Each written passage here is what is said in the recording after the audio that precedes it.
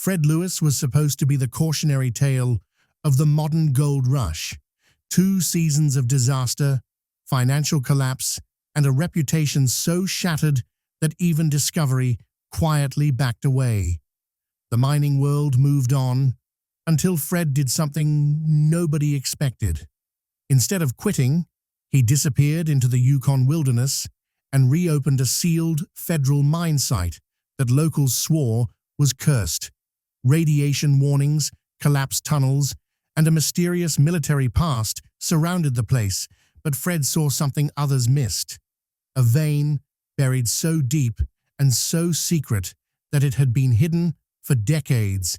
When his torch cut through the final wall of rock, the world changed. A glowing vein, thick, solid, impossibly pure, ran straight through the mountain like a blade of gold lightning. What Fred found inside that forbidden shaft didn't just break the rules of geology, it ignited an $85 million gold rush shock that the government, corporations, and even his rivals never saw coming. This is the story of the moment. Fred Lewis flipped failure into fortune, of a discovery so powerful it threatens to rewrite gold rush history forever. Before we dive into the full story, hit that like button, subscribe, and turn on notifications, because what you're about to hear is the most explosive chapter in Fred Lewis's career. The wind cut across the frozen valley like a warning, carrying with it the memory of a miner who had vanished when the world stopped believing in him. Fred Lewis, once introduced on national television as the soldier-turned-gold miner with something to prove, now had nothing left except the weight of 2 disastrous seasons strapped to his back like a failed mission report. Producers had stopped calling. Investors pulled out. Even his most loyal crew members drifted away, quietly stepping into other jobs on other claims online.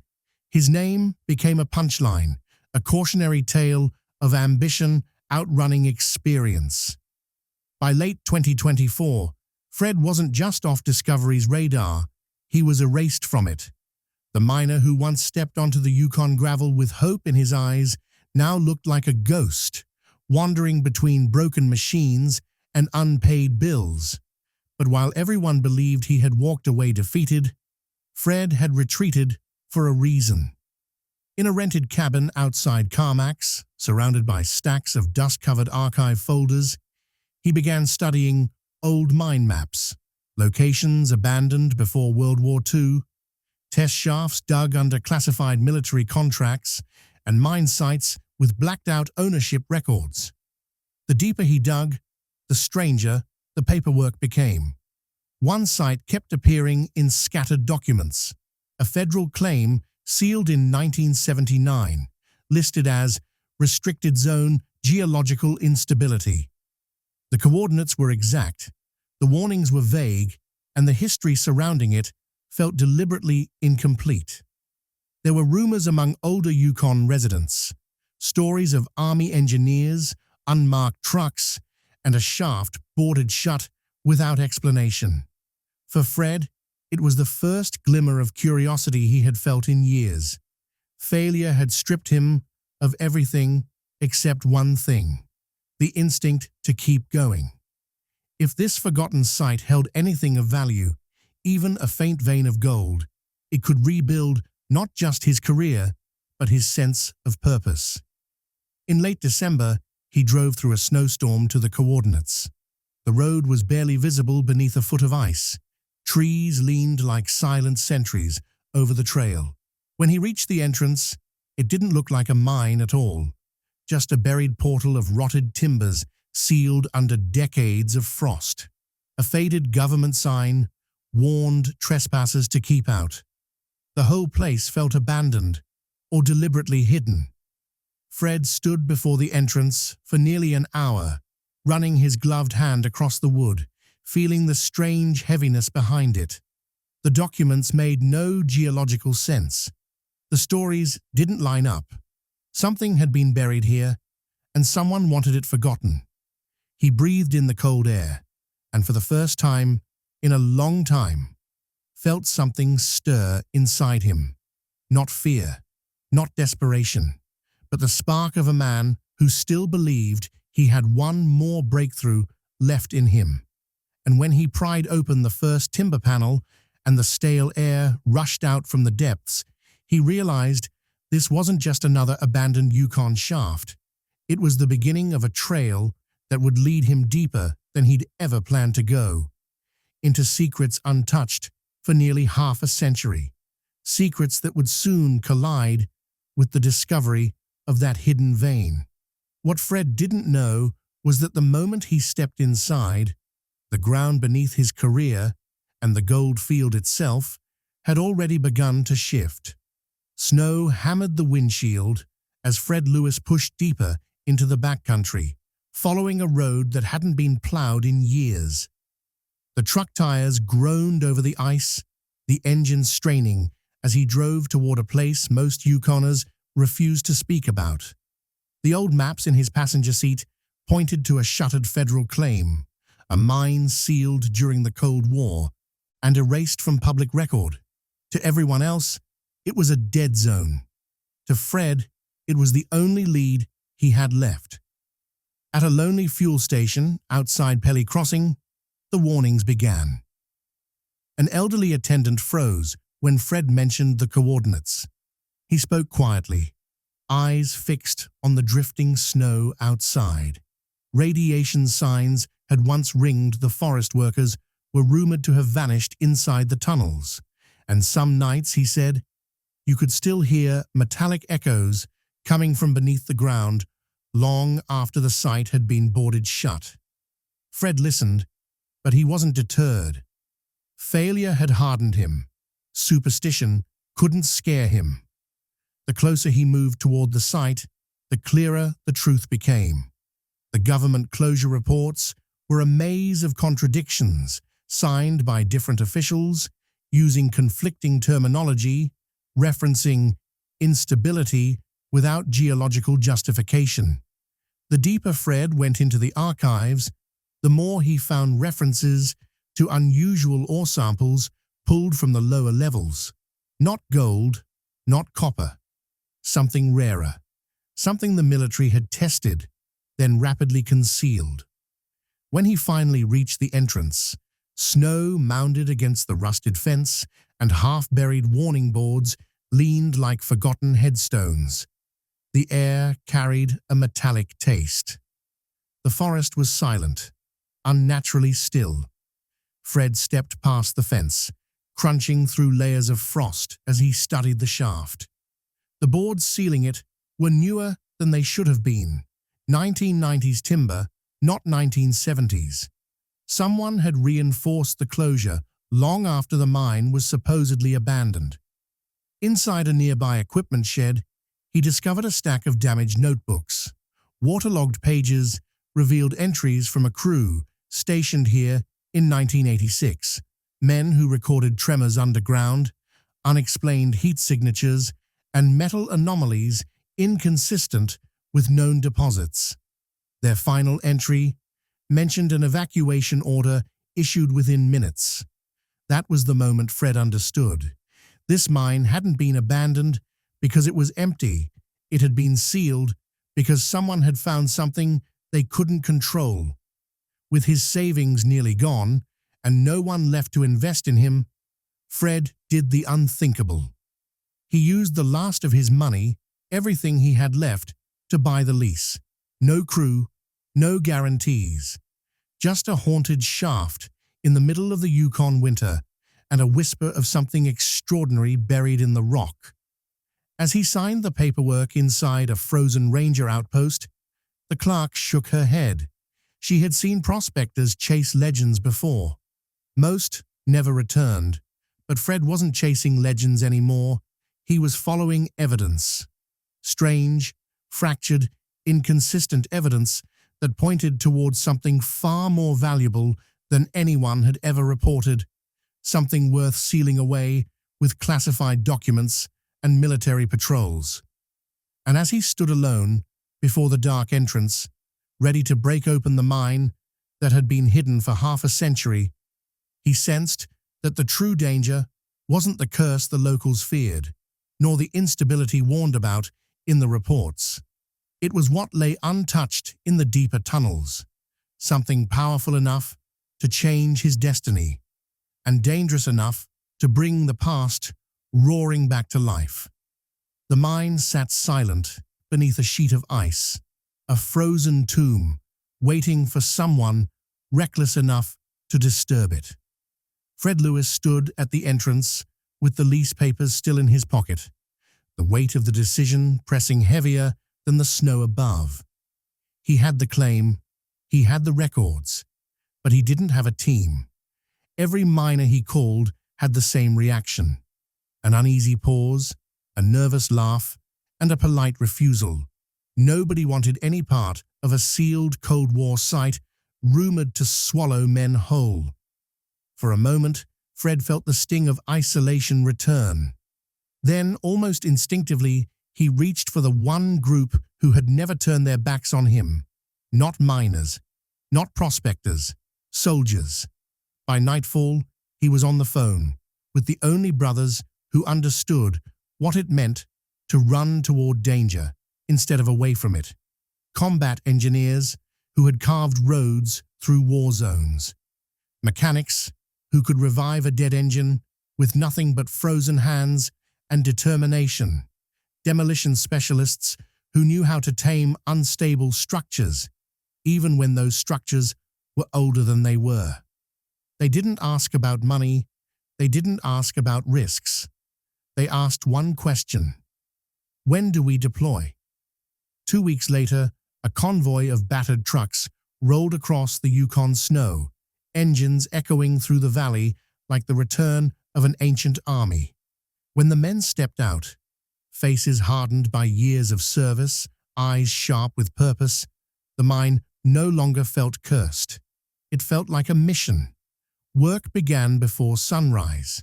The entrance timbers were rotted, the support beams warped, and frozen soil clung to the walls like concrete. The first push into the shaft was a battle. Every few meters, the ground would groan, threatening collapse. The cold seeped into tools, into bone, into morale. But the team moved with this precision of men who had built forward operating bases in deserts and jungles. They didn't flinch, they adapted.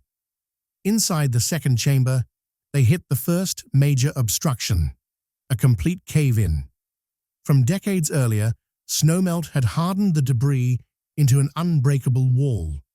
Fred watched as his combat engineer took measurements, studied the angles, then calmly set charges with the same focus he once used clearing enemy bunkers. The blast echoed through the valley, and when the dust settled, a path forward opened for the first time since the 1980s. Further in, the tunnel revealed layers of untouched history, rusted rails half swallowed by time, forgotten crates stamped with military logistics codes, and faint markings on the stone that didn't match any mining records. Every discovery pushed the men deeper, driven by a sense that something extraordinary waited at the end of the darkness. What shocked Fred most was not the danger, it was the loyalty. Men who had once fought by his side were now fighting for his dream, resurrecting a mine the world had abandoned. The camaraderie, the grit, the unspoken trust. It felt like stepping back into a deployment, only this time their mission wasn't survival, it was redemption. By late January, the team had cleared enough ground to reach the old main drift. The air inside was warmer than expected, carrying a faint metallic scent no one could explain. Instruments detected fluctuations in the rock composition. Strange readings, unusual heat pockets. Something was waiting in the depths, something the old reports had never fully revealed. And as Fred led his team toward the lower levels, he had no idea that the breakthrough they were about to make would expose the mine's oldest secret, and launch them straight into the discovery that would change everything. The deeper Fred Lewis and his rebuilt team pushed into the mountain, the stranger the mine became. The walls grew warmer, almost unnaturally so, and the instruments carried by his old combat engineers flickered with readings that made no geological sense. The air felt heavier, metallic, as though the mountain itself was breathing. Somewhere beyond the last collapse, a sealed chamber waited, untouched since the government shut the site down decades earlier. It took 3 days of digging to expose the original support beams. They were reinforced with military-grade steel, nothing a civilian mining crew would ever have used. Fred ran his gloves over the surface, noticing burn marks etched deep into the metal. Something powerful had once surged through this corridor, something the old reports never mentioned. Inside the chamber, a concrete plug blocked the path, an intentional seal, hand-poured by a team that clearly wanted whatever lay behind it, buried forever. The men drilled for hours. The tunnel shook, dust rained from the ceiling, and when the final crack split across the concrete, a soft hum drifted out from the darkness. The moment the slab collapsed, a golden glow spilled across the chamber floor. There, running straight down the rock like a blade of sunlight trapped in stone, was a vertical vein, thick, flawless, and pulsing with a faint luminosity none of them could explain. It wasn't just gold, it was something else, something fused deep within the vein that refracted light like melted fire. The entire crew froze, the glow reflecting in their dust-covered goggles. Even the air felt different, warmer, alive. Combat engineer Ortiz reached out and chipped a sample from the exposed edge. The fragment shimmered with an intensity no one had ever seen. It looked like high-purity gold, but harder, denser, carrying streaks of a darker metal, woven like threads through the ore. Fred's hands trembled as he held it under his headlamp. By the next morning, the samples were on a bush plane heading to a private lab in Whitehorse. The team waited in the cold, pacing inside the tent, trying to stay busy while the world they knew hung in the balance. When the results finally arrived, the scientist on the other end of the call went silent before speaking. The gold was real, far purer than anything recorded in modern Yukon surveys. But fused within it were trace quantities of rare strategic metals, materials usually found in meteor fragments and deep earth formations, not near-surface veins. The combination was unheard of. The estimated value of the single exposed section exceeded $85 million, and that was only the beginning. The vein extended vertically beyond their lights, deeper and higher than any of them could see. Fred felt the weight of years of failure lift off him in that moment. The mine wasn't cursed. It wasn't unstable. It was hiding a discovery so extraordinary that the government had sealed it, locked it away, and erased it from public memory. But as the crew celebrated, a problem emerged, one that would test every skill they had brought with them. The deeper they drilled, the more the mountain began to shift, groan, and resist their progress. The glowing vein was only part of the story, and opening it fully would awaken something long dormant inside the mine. The discovery of the vertical glowing vein should have remained a secret between Fred Lewis and the small team who had clawed it out of the mountain. But secrets never stay buried in the Yukon.